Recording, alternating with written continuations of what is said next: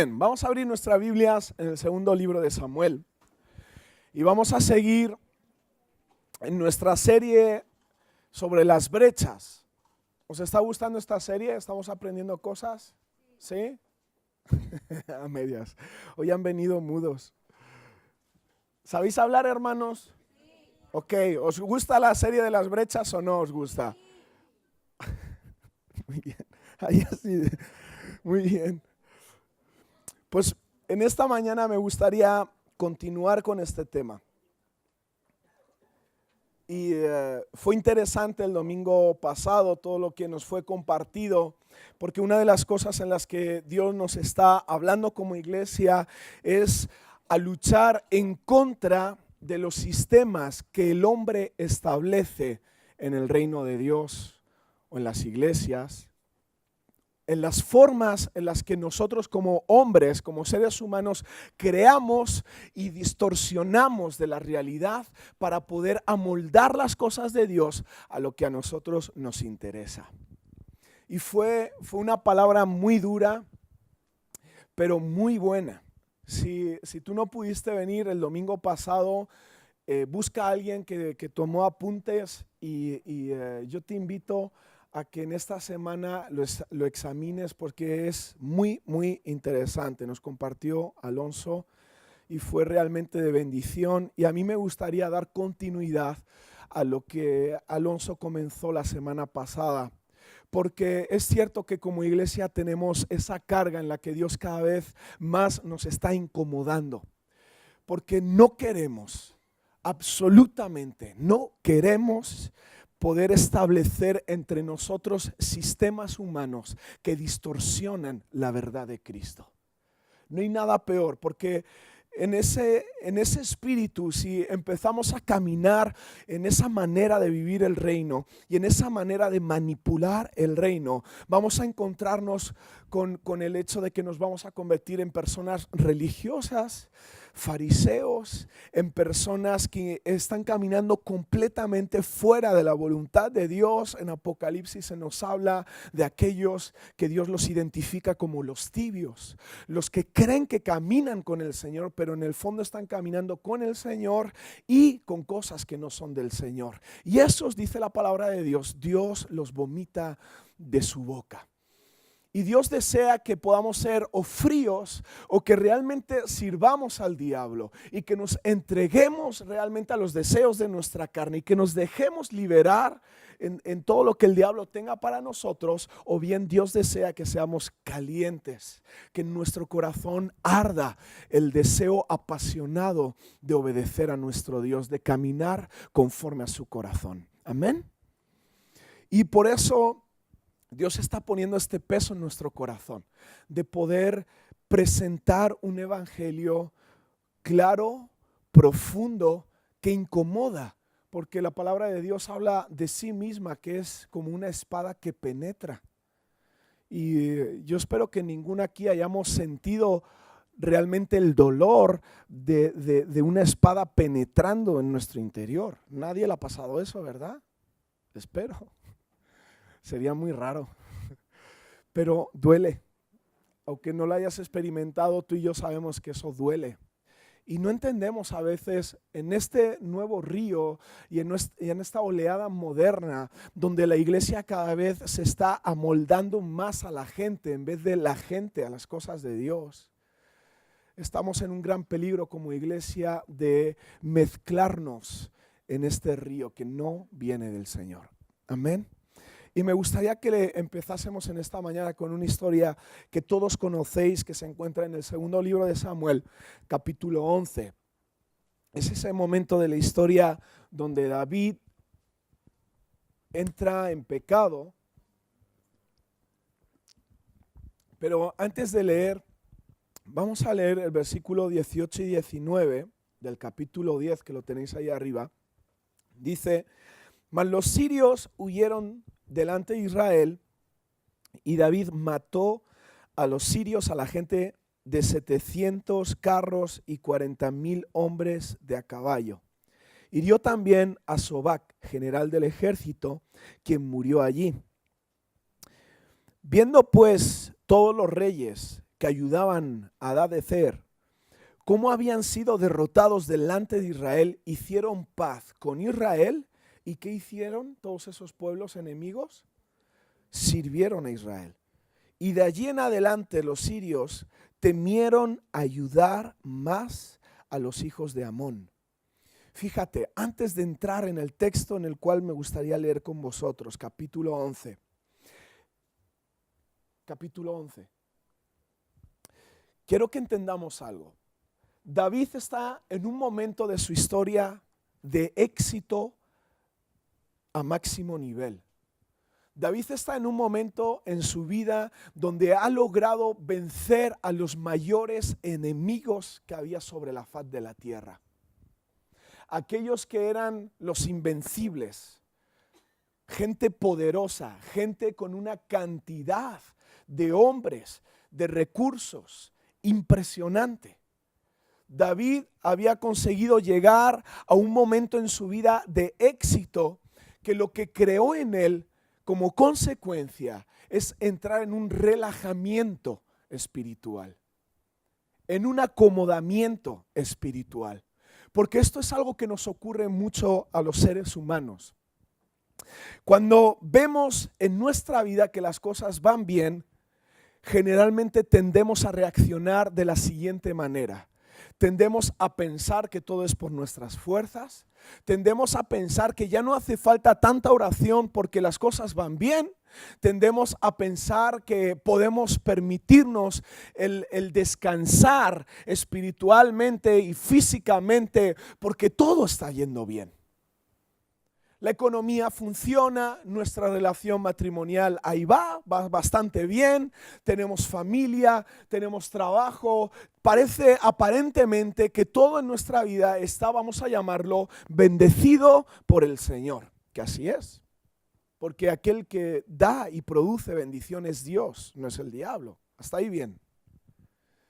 Y fíjate, vamos a empezar a leer que aconteció, sabiendo esto, que en el año siguiente, el tiempo en el que todos los reyes salen a la guerra, que David envió a Joab y con él a sus siervos y a todo Israel, y destruyeron a los amonitas y sitiaron a Rabá. Pero David, ¿qué hizo? David se quedó en Jerusalén. David, en toda esta abundancia, David en toda esta forma de vida tan increíble, tenía absolutamente todo. David empezó a producirse en él o abrir una puerta sobre un espíritu ocioso. Puedes apuntarlo ahí en tu Biblia, en tu cuaderno, porque este espíritu es uno de los espíritus con los que tú y yo más vamos a luchar en nuestra vida. Porque rápidamente empezamos a ser ociosos. ¿No has visto a los jóvenes hoy en día? Cuando le dices, hijo, ¿puedes fregar los platos? ¡Oh, papá, yo! Oh. O recoge la habitación, otra vez. Pero ya no solamente los niños. Tú empiezas a ver a los mayorcitos, vengo de trabajar y los pies sobre la mesa y yo ya no me muevo más. Y ahí tu mujer que se encargue de todo, ¿no? Rápidamente, hermanos, como seres humanos tendemos a convertirnos en personas ociosas, en personas que no quieren trabajar, en personas que no quieren, vamos al tema, ponerse en la brecha. Porque recordamos, la brecha, hace 2 domingos hablamos, requiere de nosotros esfuerzo y trabajo, sacrificio.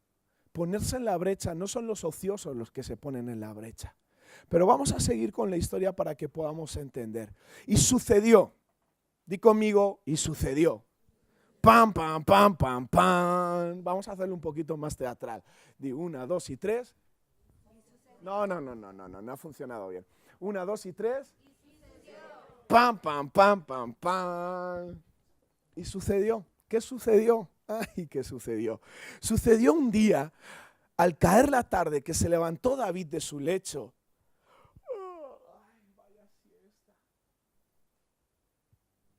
y se paseaba sobre el terrado de la casa real y vio desde el terrado a una mujer que se estaba bañando, la cual era muy hermosa y además no tenía cortinas. Eso lo pongo yo ahí.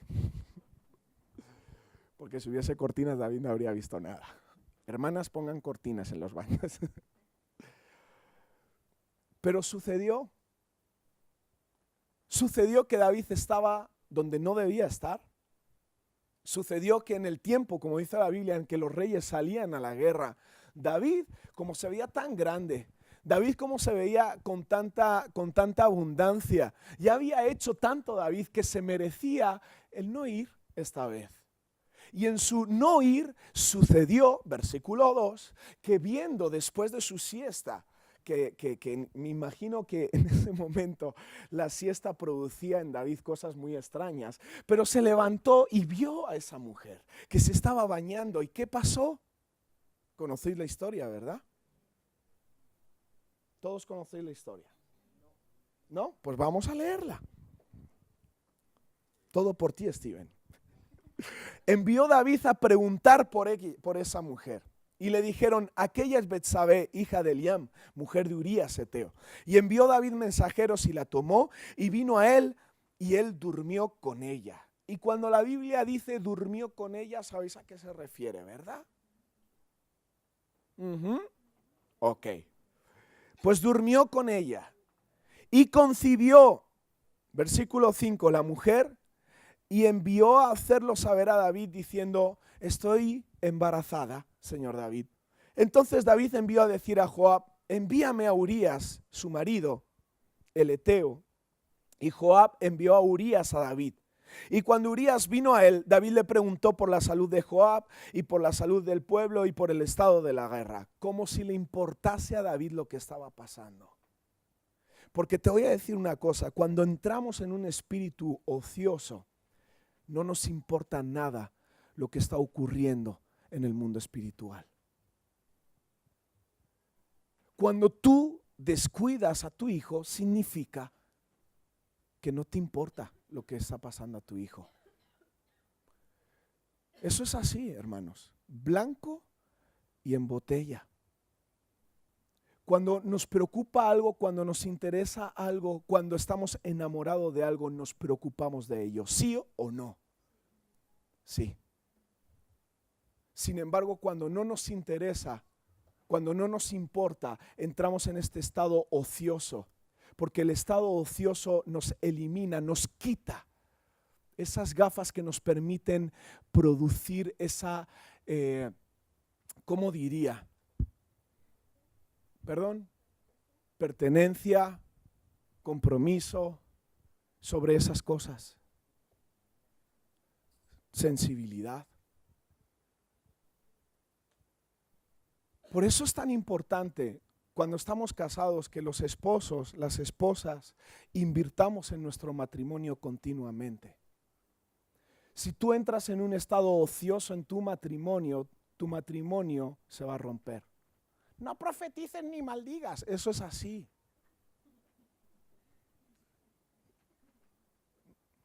¿Me entiendes lo que quiero decirte?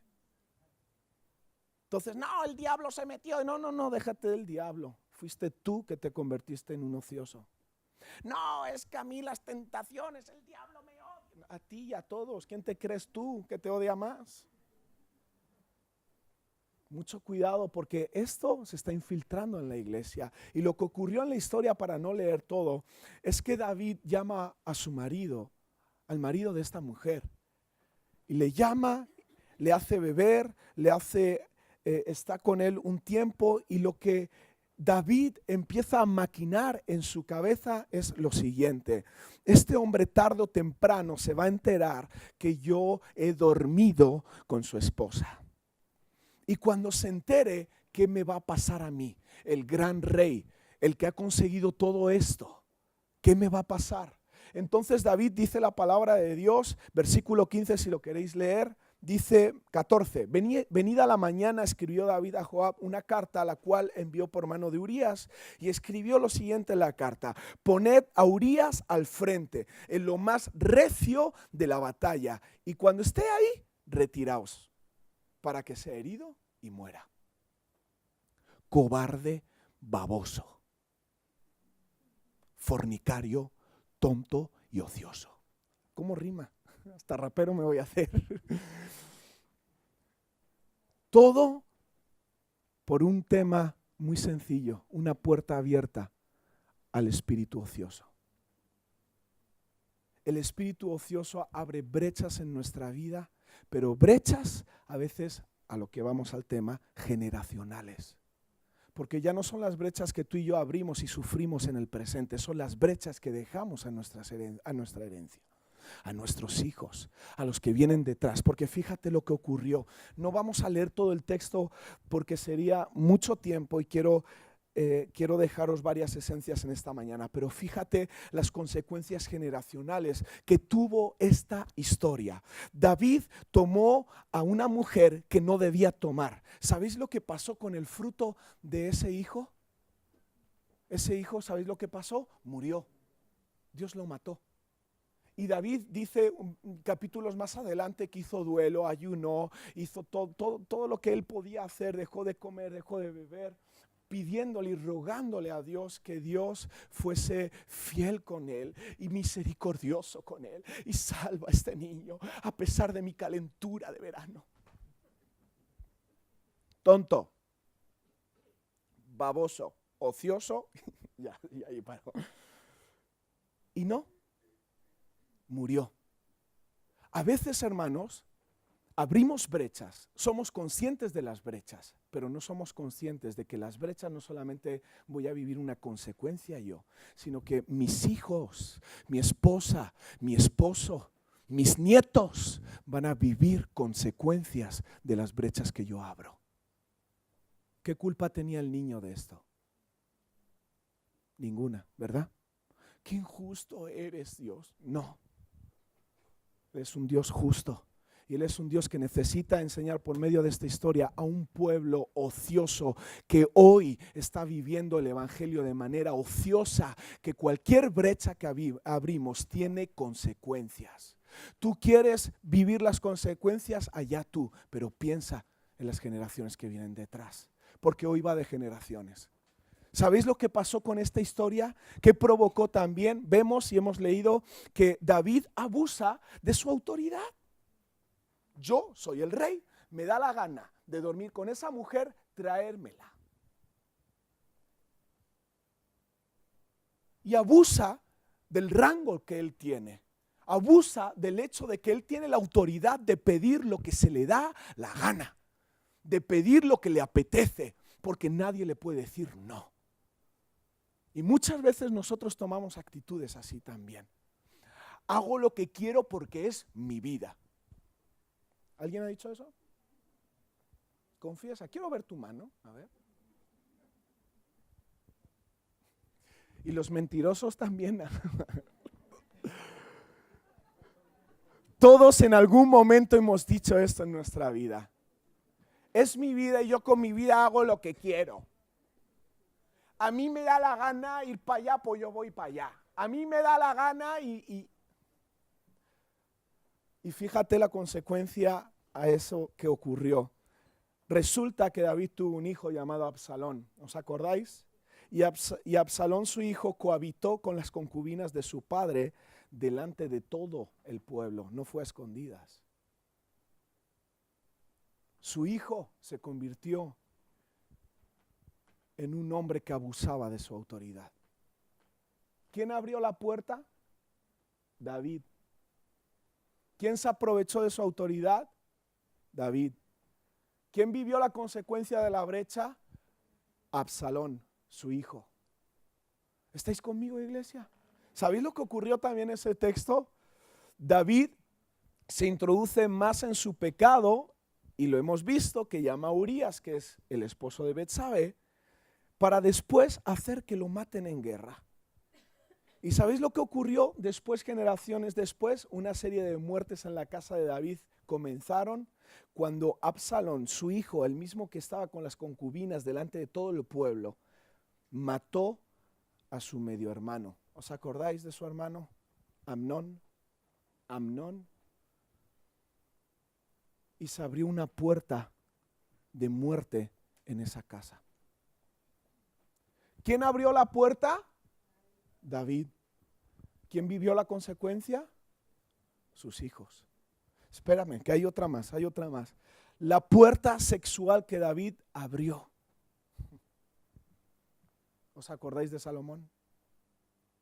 El sabio Salomón, hijo de David, que Dios le da una sabiduría impresionante, un reino increíble, riquezas hasta que uno diga basta, y sin embargo dice la palabra de Dios que acabó sus días con su corazón engañado y entregado a las mujeres.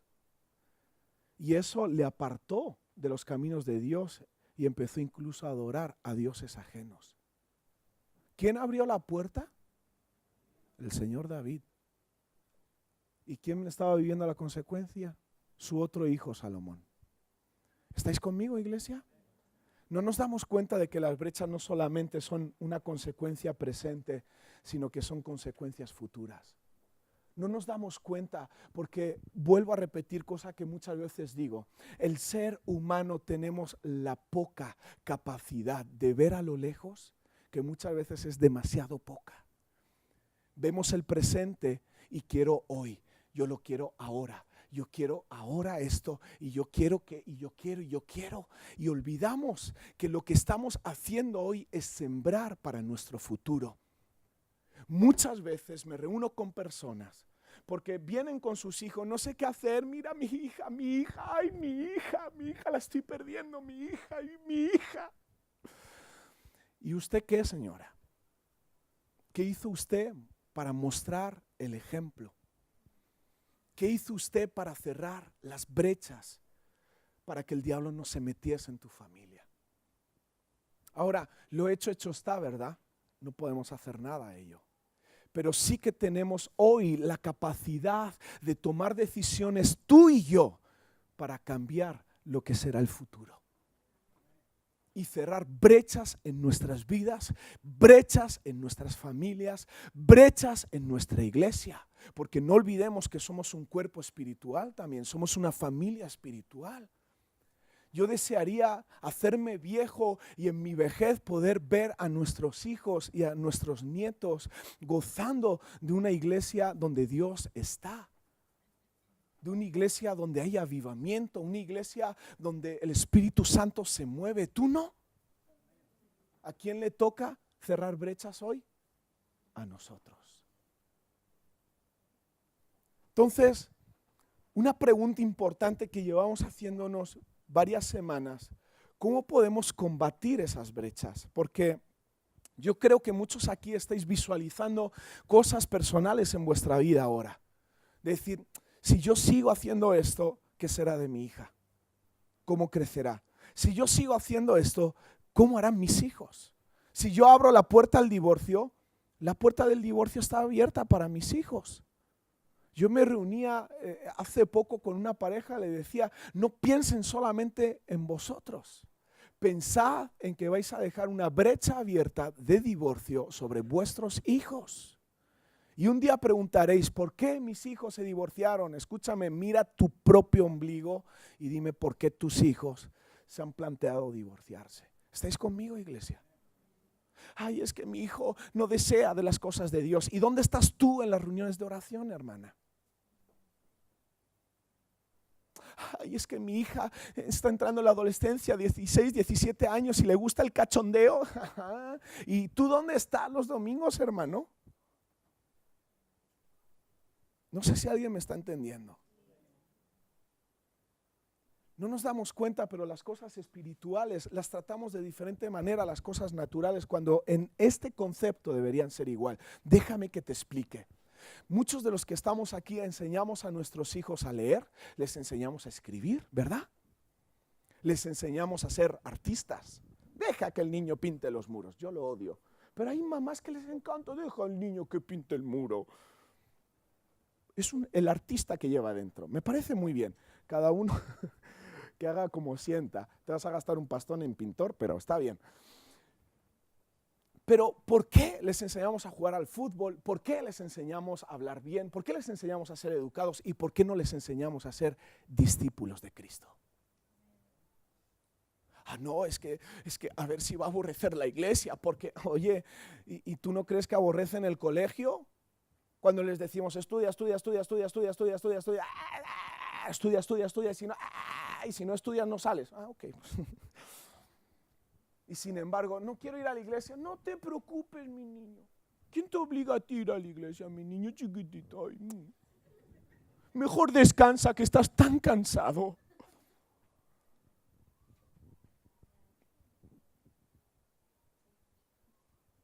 ¿Estáis? ¿Seguimos un poquito más? Algunos tienen los pelos ya.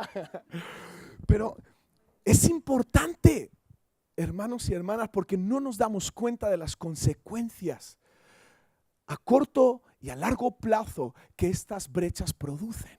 Son heridas que a veces son complicadísimas de cicatrizar. Y cuando tú ya no tengas fuerzas para ayudar económicamente, sostener a tu hijo, a tu hija, de estar ahí siempre guiándole, no hagas esto, no digas esto, trata bien a tu esposa. Cuando tú ya no vas a tener la posibilidad de guiarles, ¿qué has hecho tú de ellos?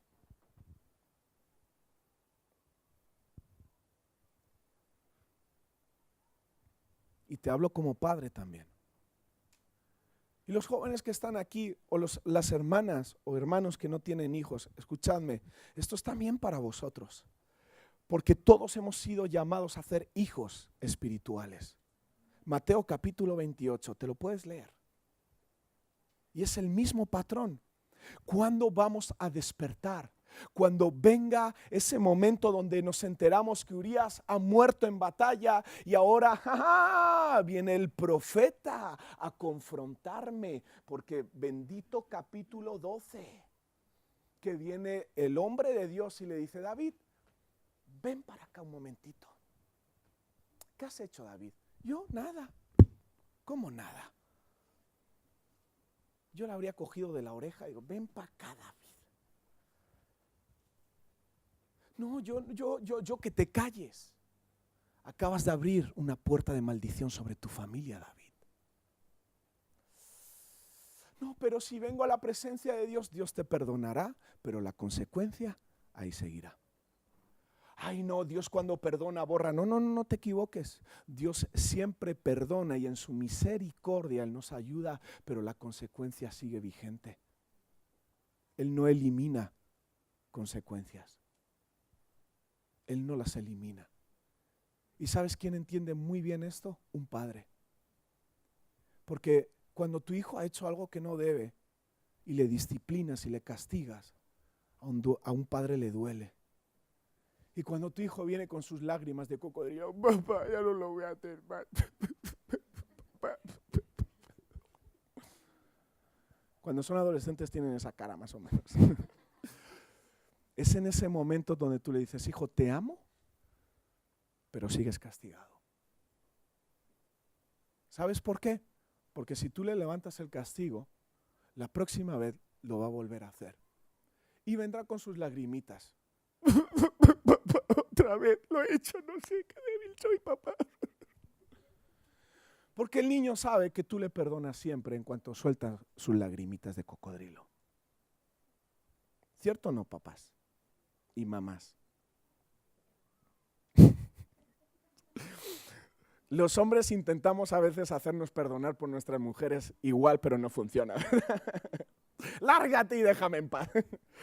Ok, me desvío del tema. ¿Cómo combatimos esas brechas? ¿Estáis conmigo? Vamos a anotar Colosenses capítulo 3.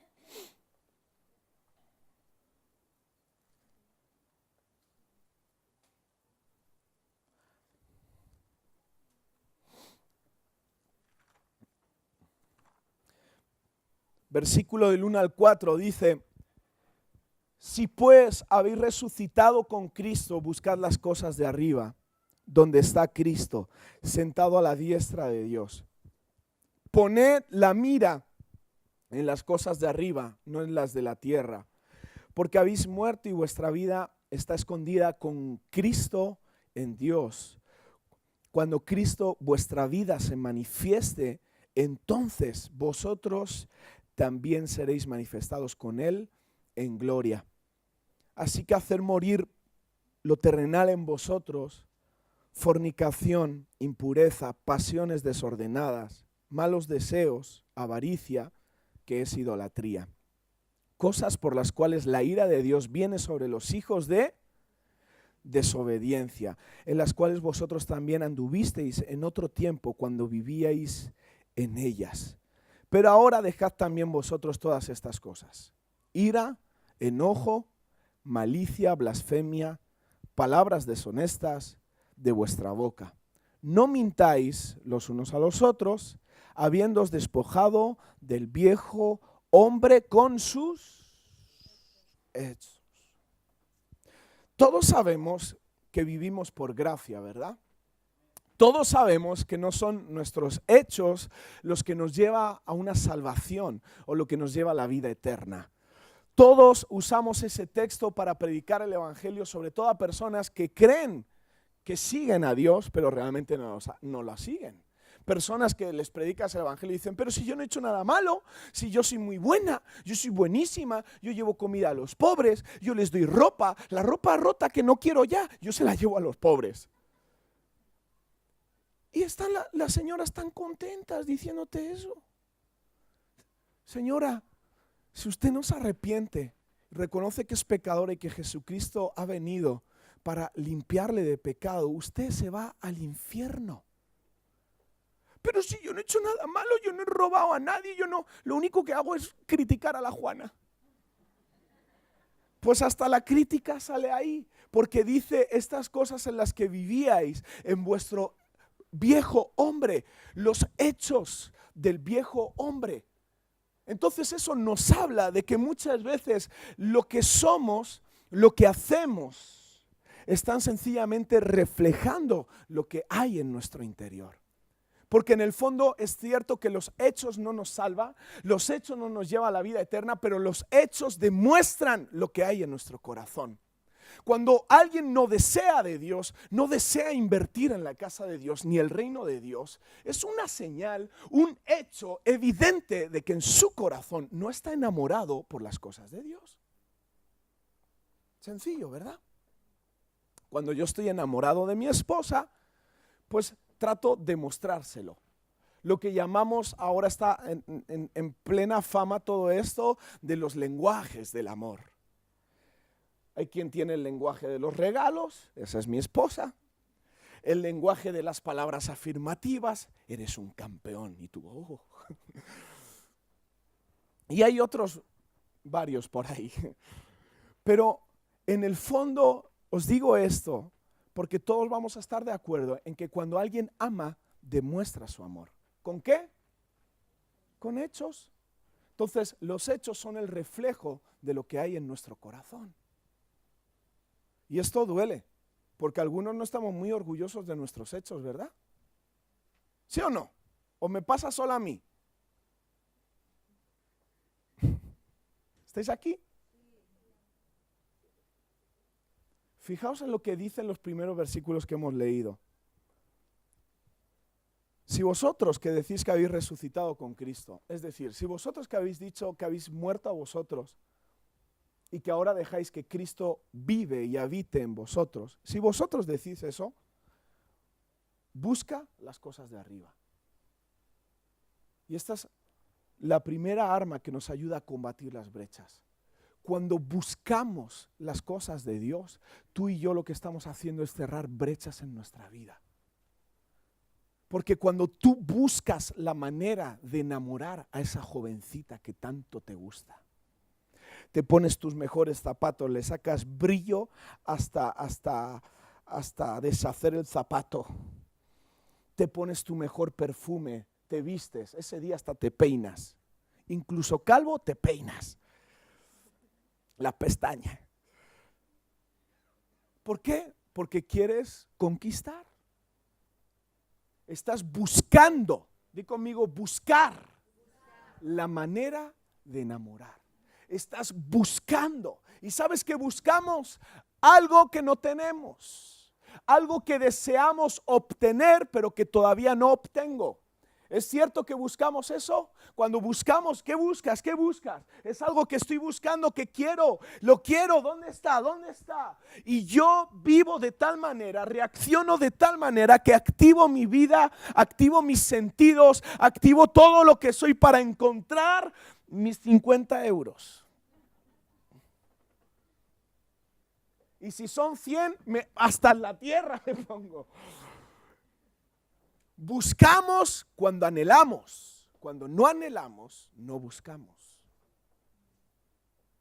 Por eso en este texto nos está enseñando que si realmente tú eres de los que dices, he muerto a mí mismo para que Cristo viva en mí, es decir, he resucitado con Cristo, tú estás continuamente buscando en tu vida las cosas de Dios. Si tú has dejado de buscar, es un peligro. Puede ser que haya una brecha abierta en tu vida. Ese espíritu ocioso que hemos leído de David, que abre una puerta, que abrió puertas a problemas sexuales, a problemas de muerte, a problemas de pecado, quizás se está abriendo en tu vida y no te estás dando cuenta. Si tú ya no anhelas buscar las cosas de Dios, tú, hermano y hermana, estás en peligro. ¿Estás conmigo? Era un buen momento para decir amén, aleluya. No, ya no me vale. Buscamos lo que anhelamos. Espérate, no termina ahí. Dice versículo 2: poned la mira en las cosas de arriba y no en las de la tierra. Segundo arma poderosa. Cuando yo no hago más que mirar aquí abajo, ¿sabes lo que va a producir en mí? Avaricia, rencor, deseo de obtener más, materialismo, orgullo y todo ese tipo de cosas. Porque eso es lo que produce poner nuestra mirada en las cosas de aquí abajo. Cuando tengo, quiero más. Cuando tengo más, quiero aún más. Cuando vivo para mí, quiero vivir más. ¿Por qué? Ay, qué bien se está en casa cuando todos oran y yo viendo mi serie favorita. Y cuando estoy en ese punto que quiero, pues más, va a empezar la nueva temporada. Y no nos damos cuenta, pero cada vez vamos cogiendo más y más y más. Encuentro un trabajo y empiezo a ver,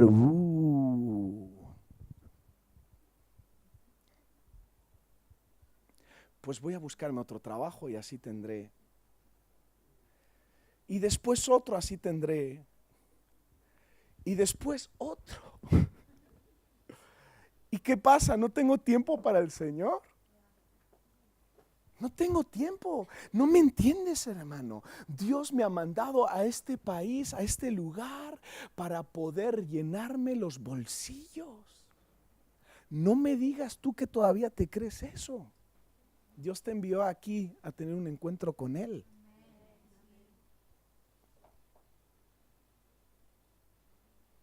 Y si de paso te llevas un saco, pues bien. Pero qué peligro cuando ponemos nuestra mira en las cosas de la tierra y no en las cosas eternas. En las cosas que realmente salvan nuestra vida de la muerte eterna. Ya no tenemos tiempo para Dios hoy en día. Y alguien muy sabio me dijo una vez: Fabio, no me digas que no tienes tiempo, dime que tu prioridad es otra. Me partió todo. Esa frase apúntatela, yo me la aprendí. Nunca digas que no tienes tiempo, di que tienes otras prioridades. Los cristianos tenemos tiempo para lo que queremos. ¿Verdad? Una etapa de mi vida donde tenía una empresa que funcionaba bien, viento en popa y a toda vela. Resultó que ya no tenía tiempo para mi mujer y mis hijos. Y mi matrimonio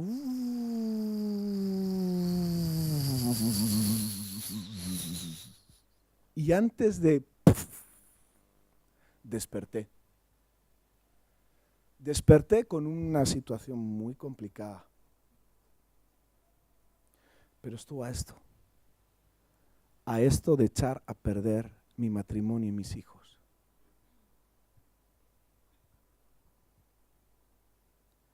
Y ahí fue la primera vez donde yo entendí esto. ¿No tienes tiempo o tienes otra prioridad? ¿De qué sirve ganar todo si perdemos lo más importante? ¿Estáis conmigo? Y lo bien que se va en BMW y en Mercedes, ¿qué? No, pues sí, se va bien. No te voy a decir que no. A mí me gustan los coches, pero que no sea eso lo que te aleja del Señor. ¿Estás conmigo? Y voy a terminar ya.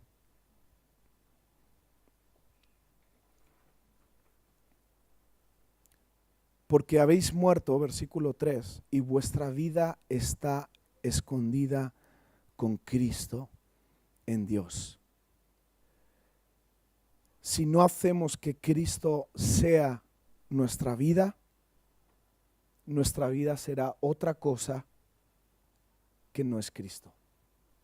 Repito, si nuestra vida no es Cristo, sencillamente nuestra vida será otra cosa que nunca será Cristo. Porque Cristo no se comparte a sí mismo. Él no dijo, no, a mí puedes compartirme con el Dios dinero. No tengo problema con el Dios dinero, puedo habitar con Él. No, Cristo dijo, yo soy todo para ti. No, yo puedo vivir con un poquito de fornicación y el Señor. Y lo voy combinando así un poquito. Lunes, martes, ya. Cristo dijo, no, yo lo quiero todo. No, pues entre mis cosas personales y tu reino, Señor, pues ahí voy. No, y Cristo dijo, no, soy todo o nada. Si Él no es nuestra vida, otras cosas empezarán a ser nuestra vida. Y no seamos esos hijos de desobediencia, como decía la palabra en ese texto que acabamos de leer. Porque cuando empezamos a convertirnos en hijos de desobediencia, nuestra relación con nuestro papá se vuelve algo muy difícil. Los que somos padres lo sabemos, ¿verdad? Cuando nuestros hijos nos desobedecen, se convierte en un conflicto muy complicado de gestionar. Y cuando empiezan a levantar su talla ya y a sentirse grandes, si han sido hijos de desobediencia y vienen siendo grandotes con ese espíritu de desobediencia, la cosa ya sí que difícil, ¿no? Lo siguiente. Todo empezó por desobediencia en el huerto del Edén. Y todo es una cuestión de obediencia. Obedeces a Dios o si no, déjalo. Sencillo. El Evangelio es muy sencillo. Entonces, en todo lo que Dios está haciendo, hermano y hermana, la gran pregunta es, ¿estás dispuesto tú a hacer todo lo que hay que hacer para cerrar brechas? Brechas para ti y brechas para tu familia, para tus hijos, para tus nietos. ¿Estás dispuesta, iglesia? Vamos a ponernos en pie.